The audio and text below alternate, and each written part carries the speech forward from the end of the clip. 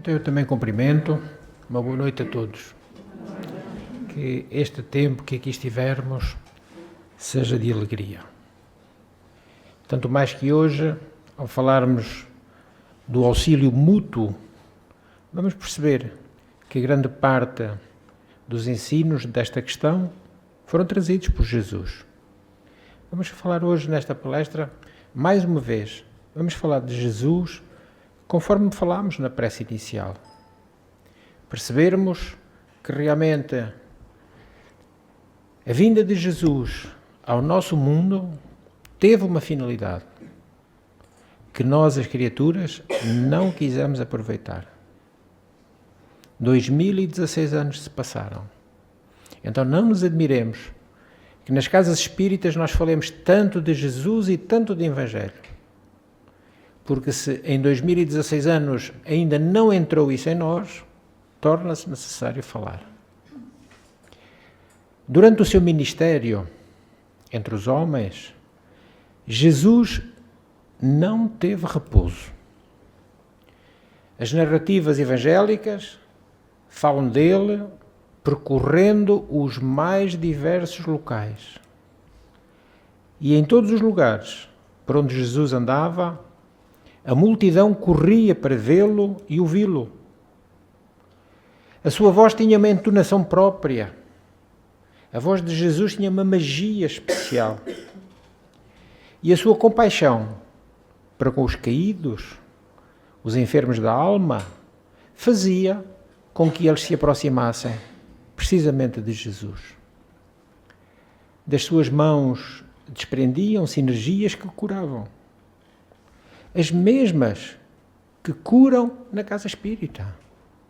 Claro que não vamos fazer termos de comparação entre qualquer casa espírita e as mãos de Jesus. Não, não há comparação. As dele eram muito melhores e são muito melhores. Mas foi ele que nos ensinou a curar com as mãos. E é isso que nas casas espíritas se faz. Quantas vezes Jesus libertou os infelizes doentes. E por isso mesmo o povo estava sempre com ele. O povo buscava-o. E o que demais despertava o assombro das pessoas daquela época eram precisamente as suas curas, que consideravam milagres, porque não entendiam como Jesus conseguia libertar os cegos das trevas, os paralíticos da sua imobilidade e os perturbados daqueles que os atormentavam, os obsidiados, libertando Jesus dos obsessores. Em todos os lugares onde Jesus ia, onde Jesus comparecia, ele era procurado pelas pessoas que desejavam ver mais e mais milagres e mais prodígios. Sempre queriam mais. E os fenómenos multiplicavam-se. Recordemos a pesca milagrosa, a recuperação do paralítico que foi descido por um buraco do telhado, o retorno do próprio Lázaro, saindo do túmulo onde já estava há 3 dias. Falava-se da multiplicação de pães e peixes, de uma tempestade que Jesus apenas com a voz acalmou. E o que as pessoas não se deram conta, naquela altura, e alguns ainda hoje, era que o maior fenómeno de todos era porque Jesus realizava tudo através da palavra. A força da palavra. E nós ainda pensamos que quando falamos mal, quando dizemos mal, não tem importância. Esquecemos-nos da força, da energia que nós geramos através da fala. Então Jesus era e é o semeador. E estava semeando sementes de luz naquela época. Muitas floresceram. Muitos, através dos séculos, têm dado a vida por Jesus. E Jesus trouxe a luz que clareava e que jamais haveria de se apagar. Porque continuamos falando dele. Ao contrário, parece que quanto mais o tempo passa, nós vemos multiplicarem-se no transcorrer dos tempos a importância dos seus ensinos. Recordemos ainda do Evangelho. Uma mulher que Jesus encontrou, uma mulher equivocada, e Jesus falou-lhe a palavra a respeito do amor verdadeiro. Ela transformou-se e, seguindo-lhe os ensinos, tornou-se a irmã dos desprezados do Vale dos Leprosos. Seu nome, como todos sabemos, Maria de Magdala. Fez questão de se encontrar com a samaritana, lá no Poço de Jacó, e Jesus convidou-a ao ministério do bem. Transformou-a numa divulgadora do Evangelho. Essa mulher chamava-se Fotina. Por onde quer que passasse, quem o ouvisse, nunca mais conseguia ser o mesmo. Mercadores e viajantes, pastores e agricultores, os próprios príncipes das sinagogas, soldados e publicanos, todos que o ouviam, tinham algum tipo de reação. E alguns deles se encantavam tanto com esse primeiro contacto de Jesus que o seguiam de imediato.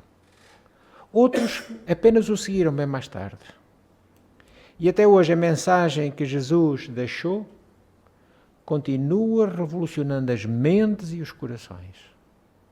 Porque ela estava tão avançada para a sua época que ainda hoje continua tendo o mesmo mérito e o mesmo valor. Então, ideias que Jesus espalhou aos ouvidos das multidões vencem as distâncias e o tempo, continuando a realizar o fenómeno da transformação moral nos corações dos homens. Verdadeiro milagre. A transformação dos nossos corações para melhor. Porque é difícil, muito difícil. Quando nós buscamos a mudança íntima do outro, quase exigindo, é muito fácil para nós. Mas pedirmos a nós próprios, ou exigirmos a nós próprios, como devemos, a nossa mudança, é muito difícil. Porque o mais importante é sempre invisível aos olhos. Porque os nossos sentidos físicos, valem muito pouco, em razão da pequena capacidade que eles têm de percepção. Vemos muito pouco com os nossos olhos. Ouvimos muito pouco com os nossos ouvidos. O nosso tato, ele é muito frágil. E às vezes nos enganamos. Através daquilo que sentimos, nos enganamos. Perdemos detalhes que são importantíssimos para podermos fazer um juízo perfeito. Então, muito mais importante do que os órgãos físicos são os nossos sentidos espirituais. E ainda hoje, muitos de nós desejamos ver, queremos tocar, como Tomé, para acreditarmos. E, em verdade, acreditem, é muito importante primeiro crer, para depois então ver. Felizes os que creem e não viram, porque esses têm a verdadeira fé. O maior ensino produzido por Jesus, o mais importante, é o da renovação dos seres. A tal mudança que nós falávamos. A nossa transformação moral para melhor. E que a nossa doutrina segue religiosamente. Conhece-se o espírita por ser aquele que tenta hoje ser melhor do que ontem e amanhã melhor do que hoje, se possível. Conhecem-se os espíritas por muito se amarem. Palavras de Kardec. No seguimento dos ensinos de Jesus. Amemo-nos todos uns aos outros. Somos a família que aqui estamos. Somos todos família, porquanto irmanados em Jesus e filhos de Deus. Logo todos somos irmãos. A mensagem essencial, profunda, é aquela mensagem que produz o bem. Aquela mensagem que enche de paz, que traz conhecimento e sabedoria às criaturas. E essa mensagem não há outra. É a mensagem do amor. E Jesus espalhou-a como um aroma especial pelo mundo. O mundo cristão. Vamos narrar uma pequena passagem que nos foi trazida por um espírito. Portanto, uma entidade sem corpo, mas de uma lucidez profunda, porque inclusivamente foi contemporâneo de Jesus. Conheceu Jesus à sua época. O espírito Neio Lúcio, diante dos companheiros, André, o irmão de Pedro, Pedro Barjonas, leu um expressivo trecho de Isaías e falou acerca daquele trecho comovido. Já era o Evangelho no lar daquela época. Só que, como nós sabemos, Evangelho, Novo Testamento. À época de Jesus ainda só tinham o Antigo Testamento. Mas já liam a Bíblia para tirar ensinos, como era o caso agora concreto deste trecho de Isaías. E ele falava do quê? Falava da necessidade de salvação. Quem comenta a seguir? Mateus. E Mateus vai comentar precisamente os aspectos menos agradáveis do trabalho. Quando nos propomos fazer o bem e depois há uma circunstância qualquer, fortuita ou provocada, que não deixa dar o rendimento que se pretendia. E foi sobre isso que Mateus opinou. De seguida, Filipe dizendo que é sempre muito difícil atender à própria situação, atendermos às nossas próprias necessidades, sobretudo quando nos consagramos ao socorro dos outros. Jesus ouviu os apóstolos, sempre em silêncio. E quando as discussões enfraqueceram, quando os apóstolos se aquietaram, naquele pequeno grupo, Jesus comentou com muita simplicidade aquilo que eram as suas parábolas. E Jesus começa, numa zona montanhosa, através de uma região completamente deserta, caminhavam 2 velhos amigos, ambos fracos e enfermos, cada qual defendendo-se o melhor que podia, o melhor possível, contra os golpes do ar gelado, quando foram surpreendidos por uma criança quase morta, caída na estrada. Ao sabor daquela ventania de inverno, aquela criança, se ficasse, morreria, sem nenhuma dúvida. Um deles fixou aquele singular achado e exclamou irritado: eu não perco tempo. A hora exige-me cuidado. Cuidado para comigo. Sigamos em frente, disse ele para o outro. Só que o outro, mais piedoso, considerou: amigo, salvemos o pequenino. É nosso irmão. É nosso irmão em humanidade. Não posso, disse o companheiro endurecido. Sinto-me cansado e doente. Como é que eu vou poder carregá-lo? Este desconhecido seria um peso insuportável. Temos frio e estamos no meio da tempestade, não esqueças. Precisamos chegar à próxima estalagem sem perda de tempo. E avançou para diante com largas passadas. O viajante de bom sentimento inclinou-se sobre aquela criança ali estendida, demorou-se alguns minutos, colando-o paternalmente ao próprio peito e aconchegando-o ainda mais. Andou agora resoluto, com mais vontade, com mais força, embora menos rápido pelo peso. A chuva gelada continuava caindo no ritmo próprio da chuva, mas imparável, por toda aquela noite. Mas ele amparava aquele valioso fardo E depois, passado muitas horas, atingiu a hospedaria do povoado que procurava. Mas aí esperava uma grande surpresa. O amigo não estava lá, o que veio na frente. O colega que o abandonou e que havia seguido em frente ainda não tinha chegado. Somente no dia seguinte, depois da tempestade amainar, foi possível uma minuciosa procura, uma busca pelo infeliz. Encontrado sem vida, numa vala do caminho e que estava completamente alagada.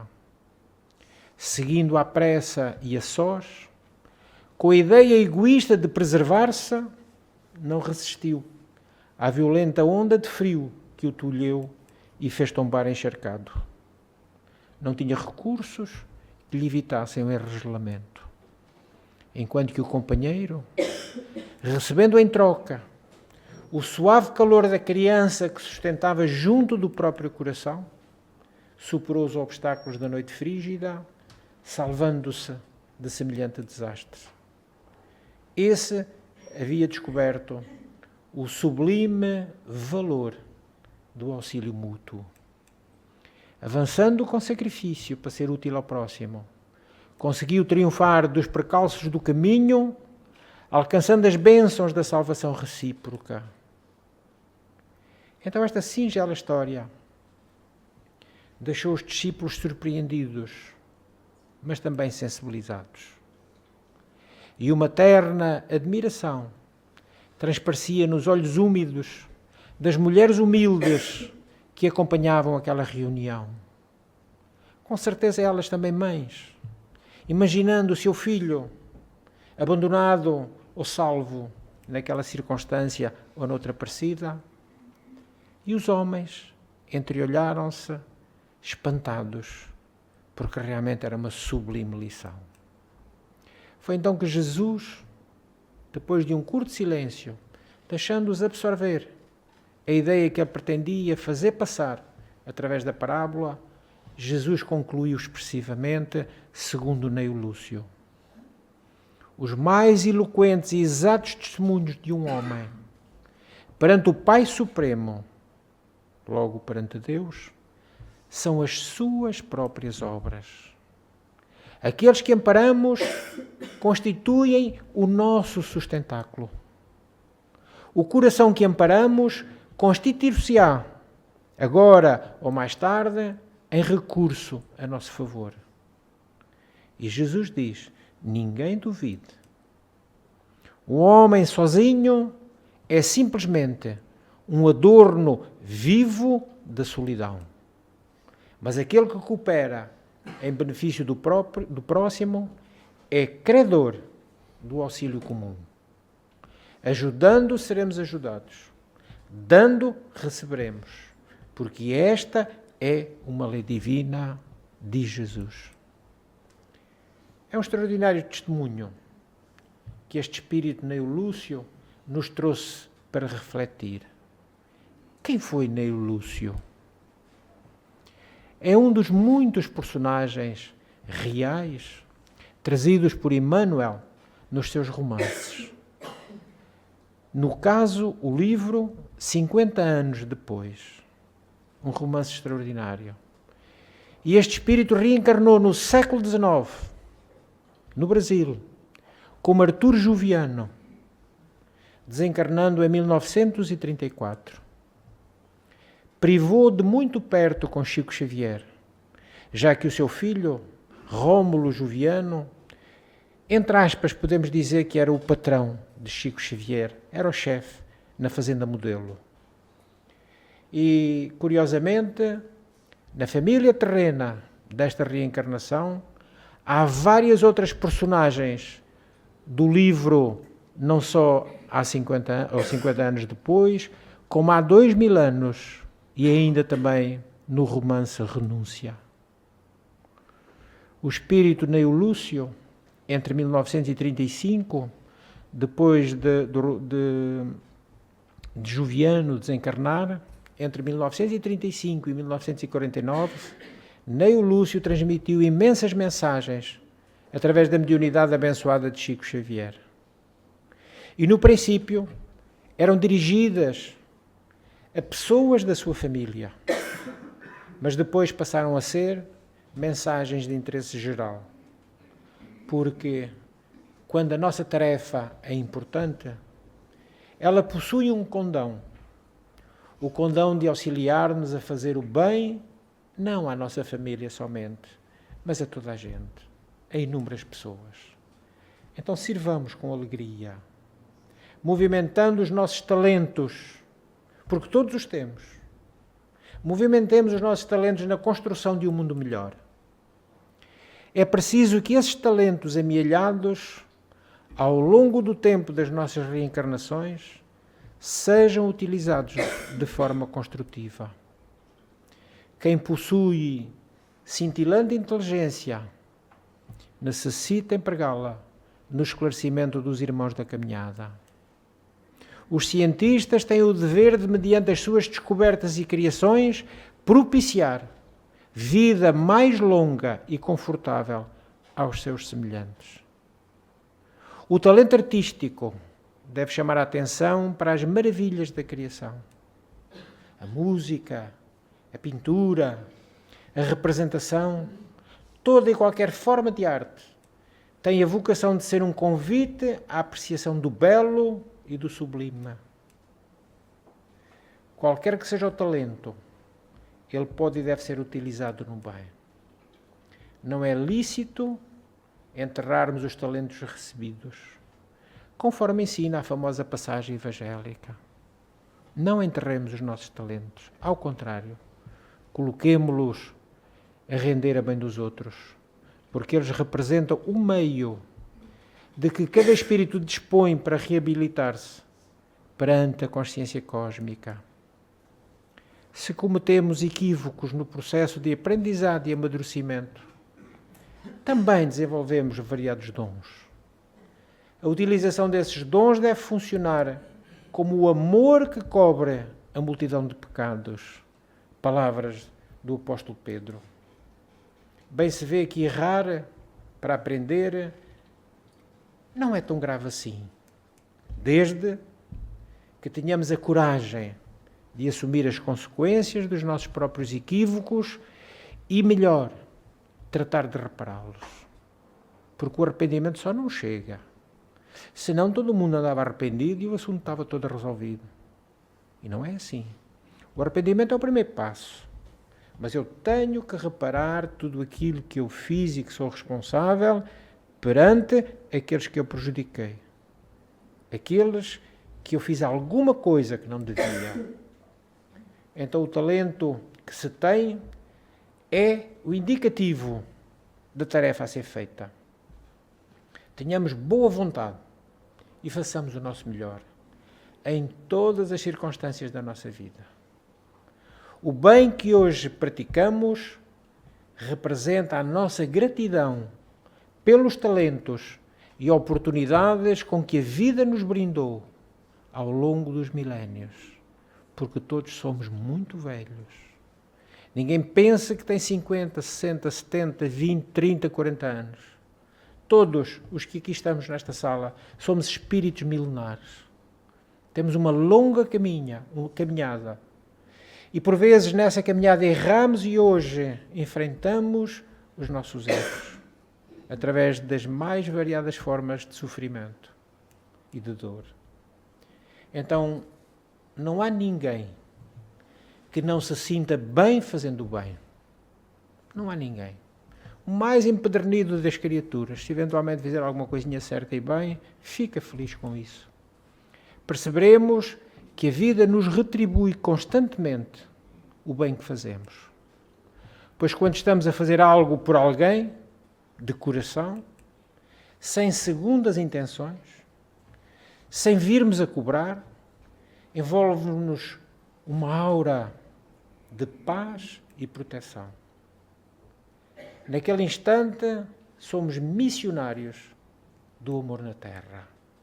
Sempre que fizermos o bem, somos missionários do amor na Terra. Então, da próxima vez que alguém nos peça ajuda, pensemos bem antes de negar. Veja em cada pedido que nos façam, uma oportunidade de sermos mais felizes.